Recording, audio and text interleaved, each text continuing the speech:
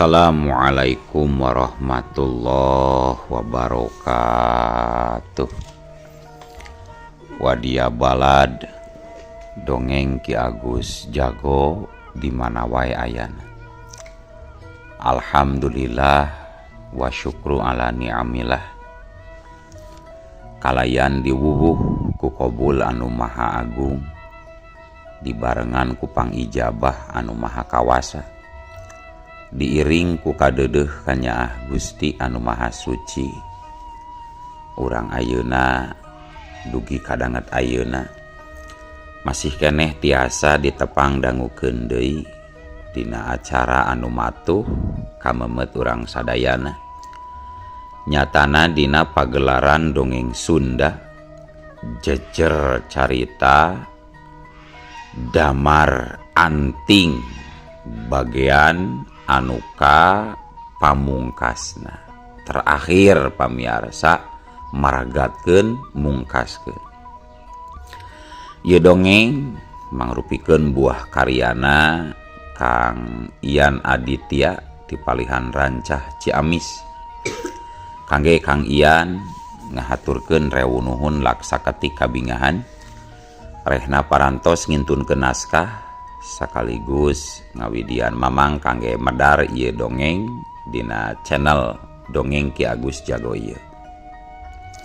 Atuh sumangga kanu teu acan subscribe kantun subscribe heula.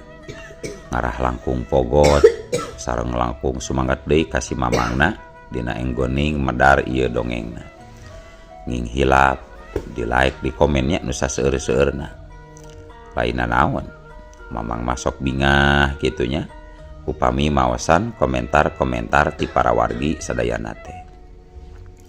Atuh ngarah teu nyangkolong tingana waktos sumangga ayeuna mah urang lajengkeun deui dongeng Damar Anting bagian anu pamungkasna. Kumaha jucungna ieu carios?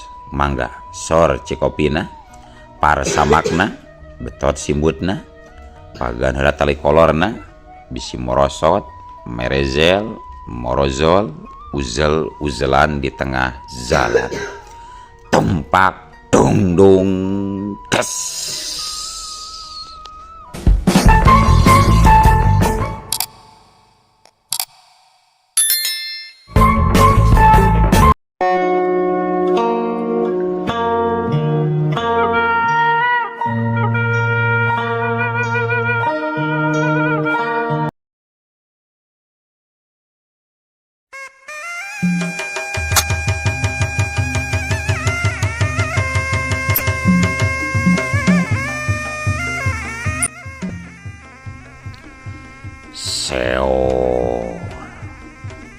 Seo geleger riang nalika si raksa bumi geus mapatkeun jampe pamakena ngagero bala dentarana. Sora ngagelegerna bumi jeung pating saleorna sora makhluk di alam sejen pabaur jadi hiji jeung ngagelebugna angin. Sementara taneuh anu jadi titincakan karasana asa ngarieg ingeung jiga nu rek runtuh.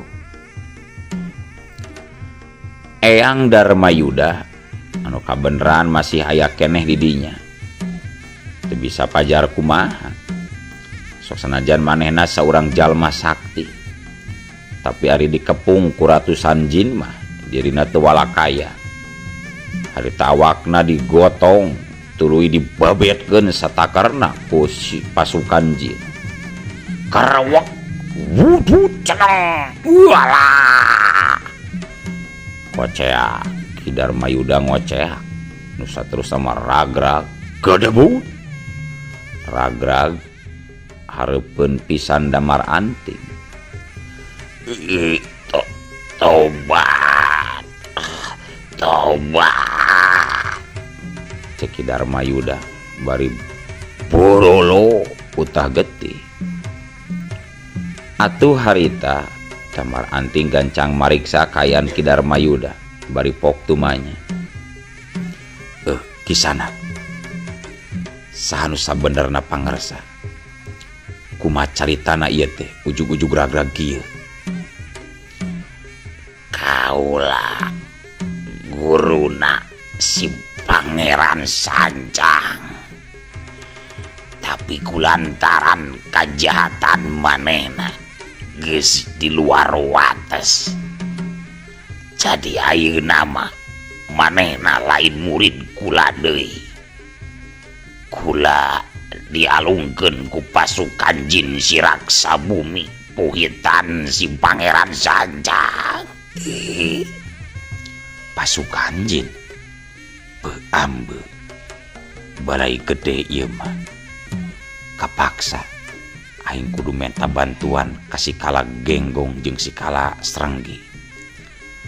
Tapi ka mana ieu Nyi Ratu jeung nu liyana? Duh, aing jadi salempang. Kitu ngagerendengna Damar Anting. Sabot keur kitu curelat jeung blesat. Opat kalangkang bodas pating belesat ka hareupeun Damar Anting. Sajreg-jreg. Laju parancuh di hareupeun Damar Anting.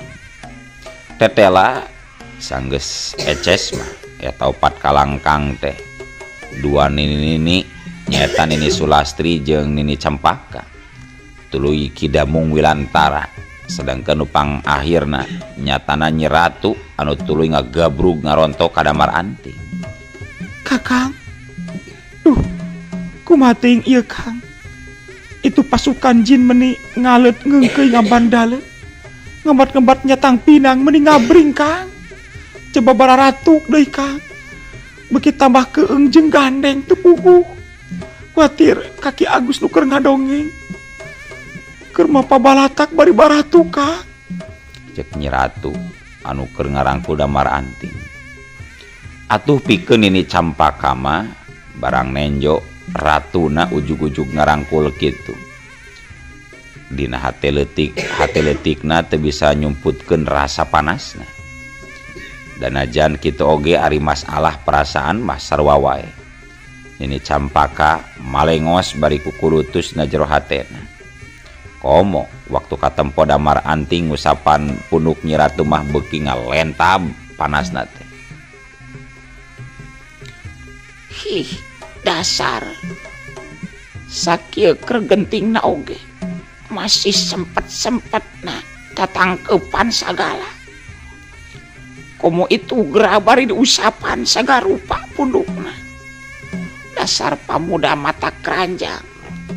Tekau poe nenjo nu urang herang teh. Aneh ongko, daekeun we deui awena diusapan. Kasup aing sorangan. Daek aing dah dasar sia. Gitu. Na jero hate Nini Campaka. Sementara Damar Anting tuluy nembalan. Tenang Nyi Ratu, ulah salempang. Akang rek setekah pola minta bantuan ka si Kala Genggong jeung si Kala Srenggi. Nyi Ratu mah antosan we di dieu jeung nu sanesna. Keun akang nu rek maju ka medan petempur mah. Mohon Kang, sing waspada tur iatna we. Da itu mah seueur pisan wadia baladna. Ku abdi didungakeun. Sangkan si Pangeran Sanjang tiasa ditumpes, kalawan layona tiasa dicandak ka hareupeun abdi Kang. Mohon, mangga Nyai, mangga. Temal Damar Anting. Nu saterusna Damar Anting ngarangkepkeun dua leungeunna dina luhur dada bari mapatkeun jampe pamakena. Teu kungsi lila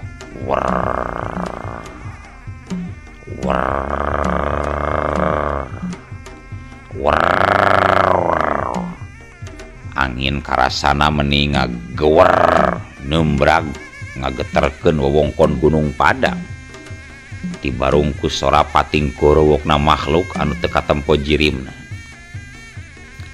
Kalayan teu pati lila cilegedeg dua makhluk anu boga rupa aneh kiwari geus ngajirim hareupeun Damar Anting.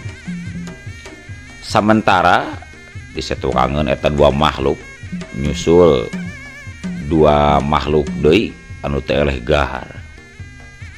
Makhluk eta nyata kala genggong makhluk gaib di guha nu aya di nageri Sabah. Patalukana Barda ramana Damar Anting. Sedangkan hijina deui oge sarua masih patalukan Barda. Tapi eta mah Raja Siluman ti Gunung Cermai katelahna Kalasrenggi. Sedangkan nu dua deui nyaeta Kalabaka jeung Kalabaki, dua patalukan guruna nyaeta patalukan Eyang Siralodra. Nyanggakin salam pangabaktos di simkorong di simkuring sadaya kanggo salira ade. Cek Kalasrenggi ngawakilan baturna.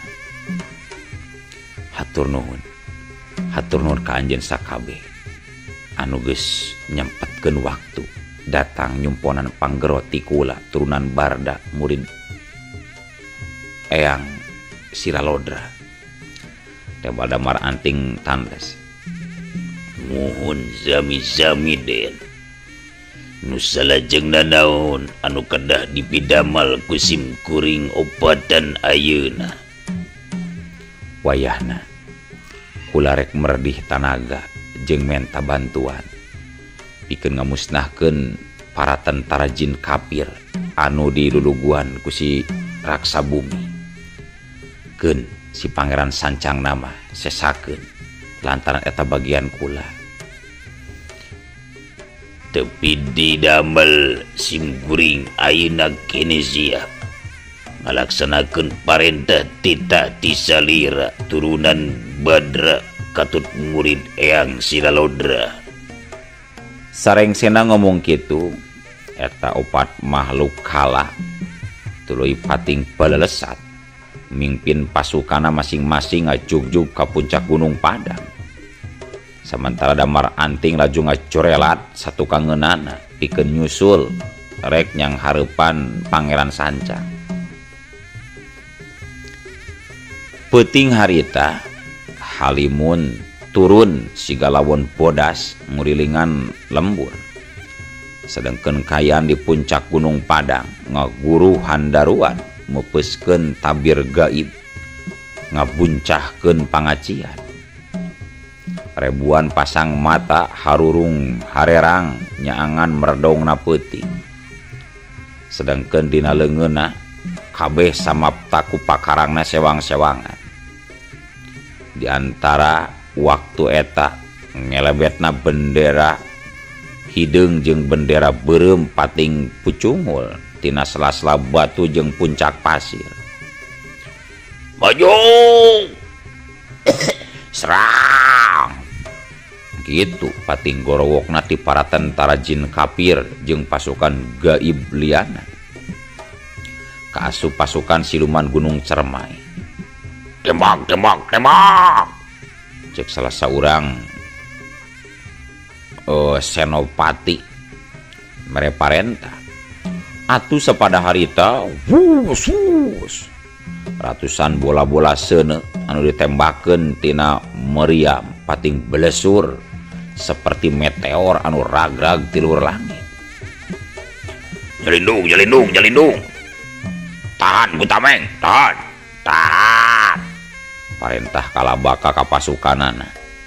Kalayan teu talangke deui, sakabeh pasukan mayungkeun tameng wajana. Terang.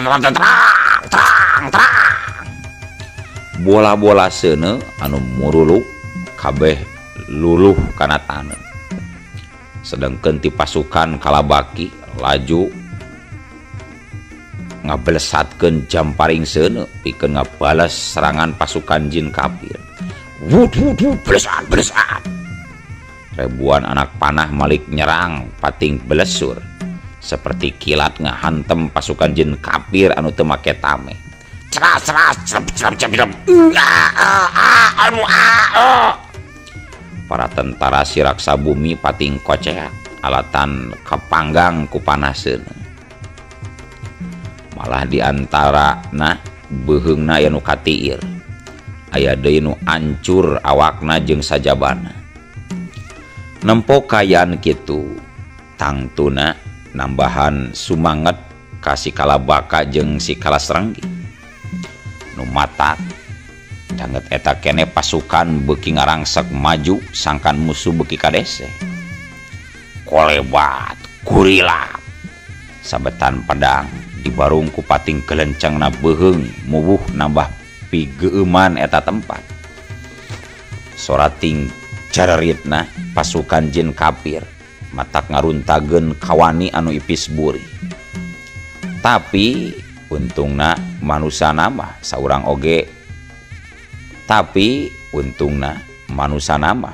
oge moal aya anu ngadengieun komo deui ari Nenjo mah kan eta kajadian moal pisan celeng Kalagenggong luncat nalika saurang pamimpin pasukan ti pasukan jin kafir nyobaan rek kabur. Wut kap goa. Si pamimpin regu teh tuluy ngakoak bari abrug-abrugan alatan boboga anak anu nonglad dibetot ku si Kalagenggong. Waduh, goblok sia majurig delicik. Waduh, lesotkeun ieu bobogan dewek ulah dibetot kieu. Aduh, ampun seul. Cek eta kepala pasukan meni burial bunceli.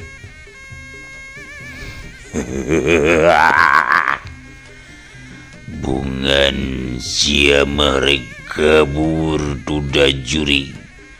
Rasakeun teh balukeurna geuleuh. Temal si Kalagenggong bari beretak neke hulu lenengna kepala prajurit nepi ka kencot. Sangaran sia Sambung Kalagenggong morongos. Ngaran aing ente. Temal si kepala regu. Naon? Sing bener ngajawab deh ulah malik nanya gitu sia. Aing ngaran ente. Ngaran aing ente koplok. Aduh. Menggeus lesotkeun ieu. Aduh si bucat ieu aduh. Temal eta kepala regu. Oh, gitu. Jadi ngaran si laing teh ente-nya. Nah, atuh sing bener boga ngaran teh. Ulah nepi ka ngabingungkeun batur deuleu. Cek Kalagenggong bari ngabarakatak seuri. Nu satuluyna Krek brek adak. si jin ente ngacerit maratan langit, ngoceak maratan jagat. Nu saterusna mah tuluy ambruk eueuh nyawaan, alatan kanjut kundangna dirabut ku si Kalagenggong. Tentara jin kafir mimiti bubar katawuran kusabab teu mampu nandingan kadigjayaan pasukan pingpinan opat kala. Harita si Raksabumi barang Nenjo kayan kitu dirina kacida ambekna. Mangkana detik eta kene gada pusakana dipake ngababad jeung ninggangan pasukan musuh.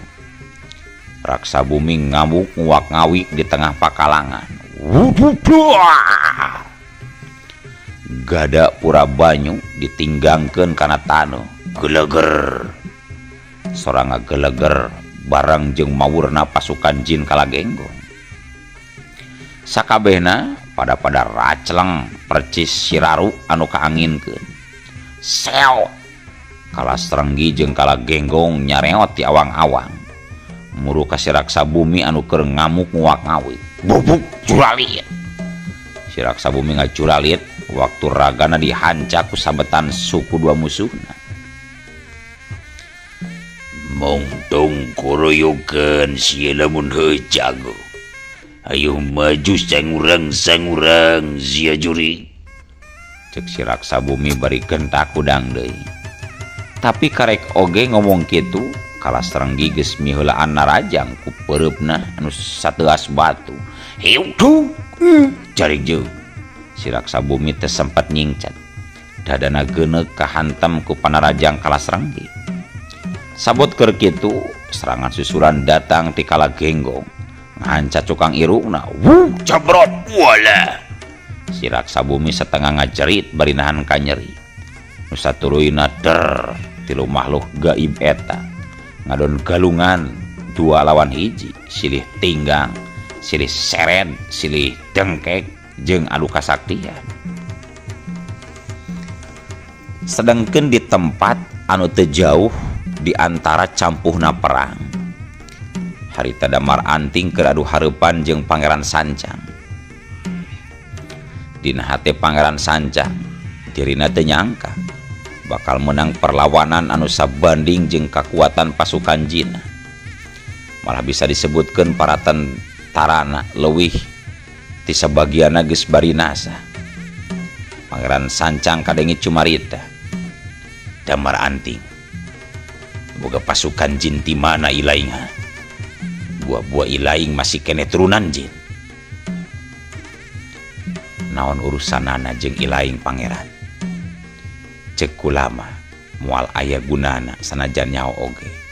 Sok rek kumaha ayeuna? Mending nyerah bari daek dipasrahkeun ka Ki Datuk Matahejo atau mending pae? Pikeun aing mending pae. Aing mah milih pae deuleu, teu sudi abrig-abrigan. Ari kudu serah bongkokan maka si Datuk Matahejo. Temal Pangeran Sancang bersabrut jelung naraja. Ajian Rogoh Sukma dipadukeun jeung jurus Macan Sancang ngajadikeun daya gempurna leuwih pikasieun. Daya gedorna ngabalukarkeun kakuatan lawan meh-mehan jadi bulan-bulanan. Memang nu karandapan ku Damar Anting harita tiap jengkal persendiana asa leuleus kaasup tulang-tulang anu karasa rapuh. Eta akibat tina kuatna ajian Rogoh Sukma. Bet-bet siut soloyo. Damar Anting nyoloyong katebak ku hebosan angin serangan Pangeran Sancang. Beungeutna semu pias. Untungna Damar Anting gentak ngawatek ajian Sabda Roh tibarung ku ngaluarkeun jurus-jurus tapak dewa. Urudua. Damar Anting kadorong 2 lengkah.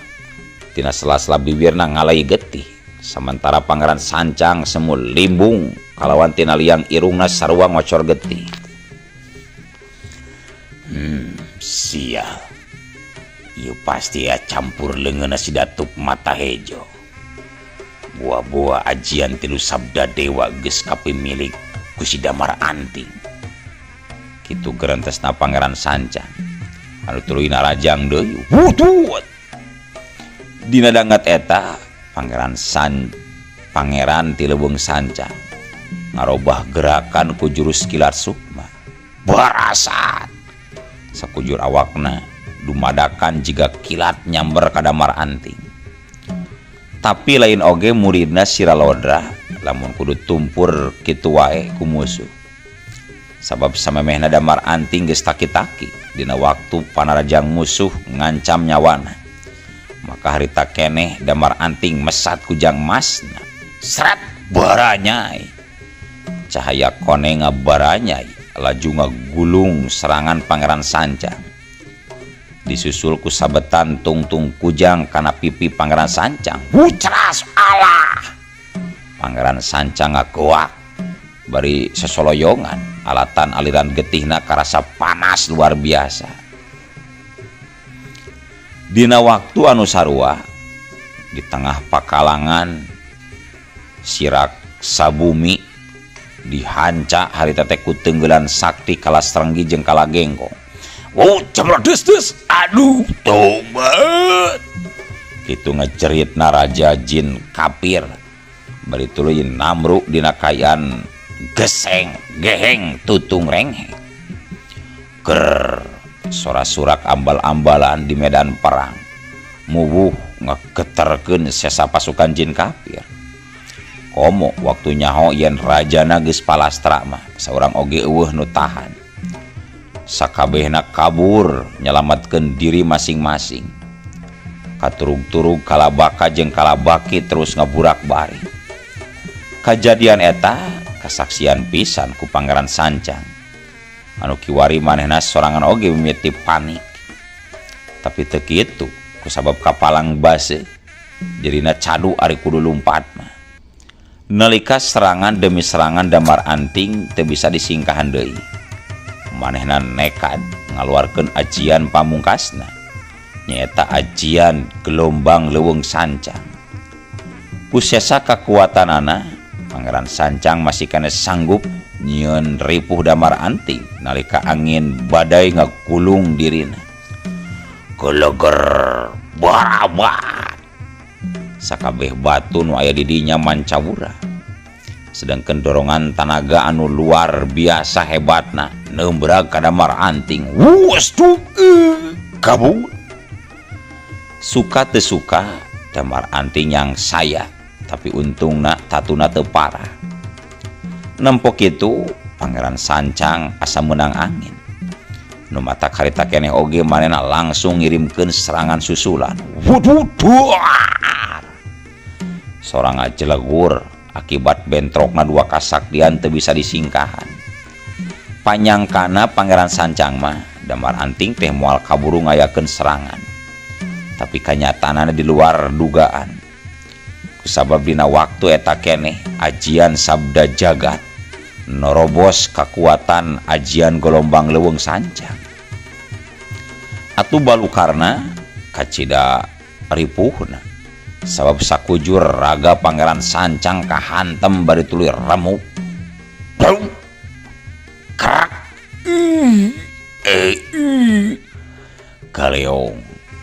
Galeo gabru. Danget eta keneh Pangeran Sancang tamat riwayatna dina kayaan pikangenes. Sementara Damar Anting terus nyarande kana sisi lamping anu tepat di luhur.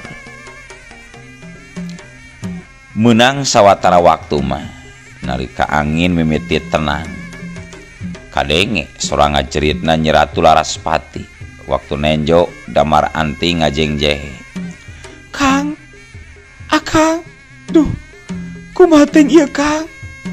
Cek Nyeratu bari ngagebig-gebig awak Damar Anting anu katampona leuleus. Padahal kitu sote ngahaja manehna mah meungpeung keur dirangkul ku Sri Ratu. Sementara ni Campaka anu curiga kana tingkah pola Damar Anting, manehna gancang nyokot batu segede kaleci, laju disintrekeun ngarah ka latarang Damar Anting. Beletrak. Aduh. Atuh Damar Anting ngakoak bari nyekelantarangna. Nempo kitu Nini Campaka nahan seuri bari malengos nah hatena nyumpahan. Kop sia rasakeun bungan mata karanjang sia. Kang, saha atuh anu mabet tadi teh Kang? Tanya Nyi Ratu bari ngusapan tarang Damar Anting anu buncunur. Luh ka atuh Nyi Ratu, aduh. Moal kitu kuntilanak mah anu kapanasan. Temal Damar Anting bari ngarindat ka Nini Campaka anu ngaleos bari manyun. Para wargi sadayana sedek waktu kajanarinakeun serangenge punten sedek waktu kajanarinakeun sareng sena perang di puncak Gunung Padang. Opat makhluk gaib angkiran Damar Anting nyaeta kalabaka kalabaki kalastrenggi katut kalagenggong harita baralik deui kana gerina sewang-sewangan sanggeus amitan heula ka Damar Anting. Sedengkeun Ni Sulastri maneh nama sorangan balik deui ka Nusa Halimun sarua jeung Kidamung Wilantara anu balik deui ka Leuweung Sancang. Samentara Sri Ratu Larasati jeung Nini Campaka dianterkeun ku Damar Anting nepi ka sisi basisir laut kidul. Tidinya Sri Ratu ngarasa berat hate kudu paturai jeung Damar Anting. Tapi dalah dikumaha kusabab di nagerina oge sayeuna mah ngabutuhkeun pisan kehadiran manehna salaku ratu. Nyi Ratu Nini hampura mun salila dina lalampahan ieu tindak tanduk kuring loba teu merenah ka salira duaan. Hapunten anu kasuhun, ceuk Damar Anting bari neuteup kadua eta awewe. Sami-sami Kang, tisim kuring duaan nedasi hapuntenna. Temal Sri Ratu bari cari nakdak. Teu beda jeung Nyi Campaka anu dadana karasa sesek dumeh rek pisah jeung Damar Anting. Nu saterusna sanggeus silih lubarkeun kitu mah Damar Anting tuluy ngaleos ninggalkeun basisir laut kidul. Satu tasna dua makhluk laut balik deui ka nagarana. Kitu pamiarsa akhirna ieu dongeng Damar Anting gitu. Sambungan tina dongeng Duryati Alam Gaib. Ngan ukur dugi ka dieu pamiarsa. Jadi tamatna teh kabeh balik ke tempat masing-masing. Ieu teh gambaran jelema oge bakal balik di kana asalna. Tina taneuh anjeun dijieun, kana taneuh dibalikeun jeung tina taneuh dikaluarkeun. Balik ka asalna masing-masing. Atuh ku kitu ku kieuna ieu dongeng teh tamat. Mangga dikantun sadayana. Assalamualaikum warahmatullahi wabarakatuh.